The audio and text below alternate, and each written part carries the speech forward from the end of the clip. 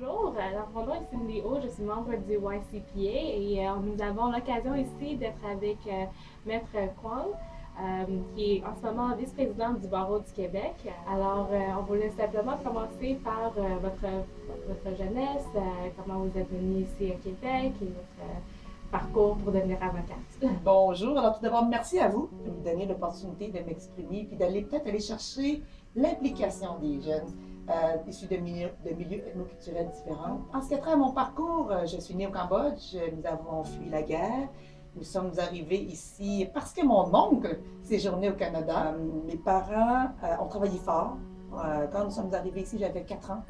Donc, pour moi, c'était de suivre mes parents et d'évoluer dans cette société québécoise accueillante m'a permis de dire je vais m'impliquer et je vais faire en sorte que les Asiatiques, on puisse aussi avoir notre place au sein de cette société-là. Donc, j'ai fait un bac en administration des affaires en finance. Parce qu'une autre des choses que mon père m'a apprises, c'est que dans la vie, ce que tu apprends, les connaissances acquises, on ne pourra jamais te l'enlever. Et ça, par expérience, parce qu'au Cambodge, eux autres, ils sont d'une famille aisée. Mais quand on a quitté le Cambodge pour venir ici et qu'on a parti à zéro avec aucun moyen financier et surtout aucune scolarité, aucun diplôme, mon père il a trouvé ça difficile.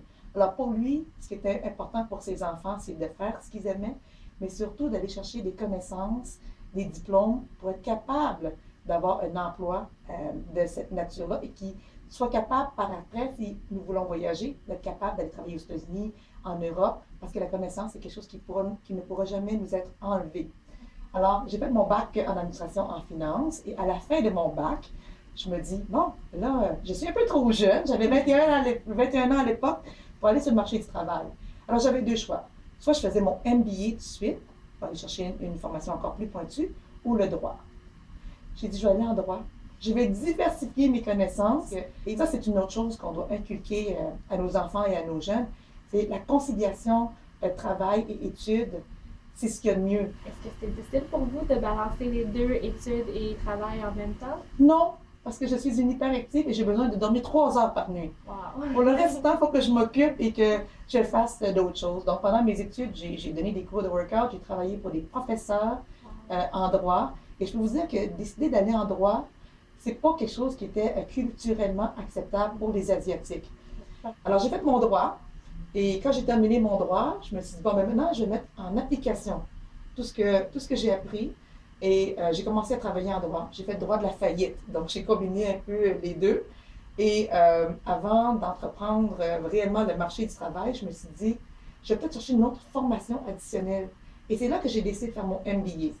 Alors, voilà pourquoi j'ai, au niveau de mon parcours, autant de diplômes. C'est pas parce que je veux accumuler des diplômes sur le mur, mais c'est vraiment de dire, en tant qu'individu, comment est-ce que je peux compléter ma formation? Puis ça, c'est vraiment important également, si je peux lancer un message à nos jeunes, c'est de dire, il ne faut pas avoir peur d'étudier. Une autre question, je crois que beaucoup de jeunes professionnels ont, c'est avant d'entreprendre le MBA, beaucoup suggèrent d'avoir un peu de pratique, un peu d'expérience de travail. Est-ce que vous croyez que ça c'est important pour vous? Vous avez Oui, travaillé un peu avant oui. ou d'aller directement, il n'y a pas de différence? Il y a une différence, dans le sens que lorsque vous avez une formation de base, c'est théorique. À quelque part, si vous voulez vraiment profiter de ce que vous allez apprendre au niveau de votre MBA, parce que les cours de MBA, à la différence avec le baccalauréat, ce sont des groupes qui sont beaucoup plus restreints. Donc, les discussions sont à un autre niveau. Vous n'y allez pas juste pour aller chercher un diplôme, parce que ça, je pense que c'est pas la bonne motivation. Vous y allez pour aller chercher de l'expérience. Et en même temps, moi, je l'ai fait mon MBA en même temps que ma pratique du droit. Donc, ce que j'apprenais au quotidien, les belles choses, les moins belles choses, mais les réalités, je pouvais le mettre en application au quotidien. Et ça, au niveau des discussions, mais aussi au niveau des travaux. Et parmi nos échanges, la plupart des gens qui font leur MBA, il y en a, oui, des jeunes, mais il y en a aussi qui ont plus d'expérience. Puis le mélange des deux, ça, là, c'est génial.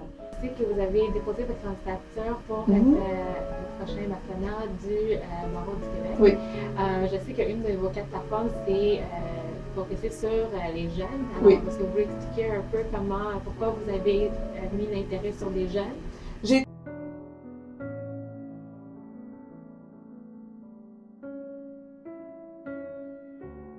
barreau du Québec. J'ai été la présidente du Jeune Barreau de Québec et j'ai été également la bâtonnière de Québec. Et à chacun des niveaux, je crois que c'est important de toujours avoir comme préoccupation, oui, des membres qui sont là, mais aussi des jeunes qui s'en viennent. Nous avons eu une chance parce que quand nous sommes arrivés dans la profession, il y avait plus d'emplois. Les jeunes aujourd'hui, là, c'est très difficile pour eux parce qu'au niveau concurrentiel, il y a beaucoup plus d'avocats. Aujourd'hui, nous sommes 25 000 avocats. Donc, c'est difficile de se démarquer. Mais ça ne devrait pas être un frein. Il faut justement que vous vous disiez, bon, on est 25 000 membres, comment est-ce que je peux faire pour faire différemment? Comment est-ce que je peux faire pour être ailleurs dans un domaine qui n'est pas encore exploité? Parce que le droit, ça mène à tout. Et quand je dis que le droit mène à tout, on peut le combiner avec d'autres domaines de pratique également, parce que vous avez des avocats, de se saisir des opportunités, parce qu'il y en a plein d'opportunités. Puis même si on ne réussit pas dans le premier choix que nous avons fait, c'est de dire, je vais apprendre, pas de cet échec-là, mais de cette difficulté-là que j'ai rencontrée. Parce qu'il n'y a pas d'échec dans la vie. Je pense que dans la vie, on grandit avec ce que nous avons eu comme expérience et que ça nous permet simplement d'être meilleurs ici. C'est moi qui vous remercie pour l'opportunité que vous m'avez offerte de vous parler de mon parcours, mais aussi de parler de l'importance de vous impliquer. Vous savez, en tant qu'Asiatique, c'était pas facile. Puis je vois aller, puis je trouve ça rafraîchissant. Et je pense qu'il faut mettre davantage d'emphase sur l'implication au niveau des milieux ethnoculturels et notamment au niveau de nous, les Asiatiques. Merci à vous, encore une fois, de m'avoir offert cette tribune.